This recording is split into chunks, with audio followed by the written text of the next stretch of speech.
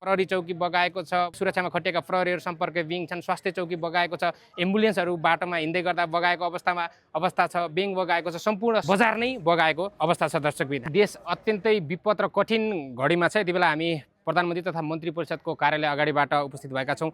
भित्रपट्टि बालेन्द्र शाहले देशका सम्पूर्ण विपद व्यवस्थापनका संयन्त्रहरूलाई निर्देशन दिइसक्नु भएको खबर छ भने गृहमन्त्री सुदन गुरुङले पनि सामाजिक सञ्जालमा बाढी आएको र अलर्ट रहन सावधानीको चाहिँ जानकारी गराएसँगै गृह मन्त्रालयका मातहतका सबै निकायहरूलाई विपदमा खटाइरहनु भएको, व्यवस्थापनका लागि खटाइरहनु भएको भन्ने खबर हामीले प्राप्त गरेका छौँ। वरपरका हाइवेहरू सिल भएका छन्, सवारी साधनले आवाजात गर्न दिइरहेको छैन भने यतापट्टि विपद व्यवस्थापनमा पनि मिटिङ बसिरहेको छ। प्रहरी, सशस्त्र प्रहरी, आर्मी उद्धारको लागि कुद्नको लागि तयारी अवस्थामा छ र कुदिरहेको छ। रसुवागढीबाट सम्पूर्ण सहर बगाउँदै धादिङ, नुवाकोट, चितवनका क्षेत्रमा पनि त्रिशुली हुँदै नारायणी नदी हुँदै यसले देशका विभिन्न स्थानमा ठुलो क्षति, जनधनको क्षति देखिएको छ र त्यहाँका आसपासमा बसोबास गर्नुभएका बासिन्दाहरूलाई पनि अलर्ट रहन, सावधानी अपनाउन सरकारले निर्देशन दिएको छ। हामी पनि यो भिडियो मार्फत तपाईँलाई चाहिँ अलर्ट रहन हार्दिक आग्रह गर्दछौँ। यसै गरी प्रधानमन्त्री कार्यालयमा भर्खरै विपदको मिटिङ सकिसके पछाडि यहाँ कसरी व्यवस्थापन गर्ने लगायतका विभिन्न यावत विषयमा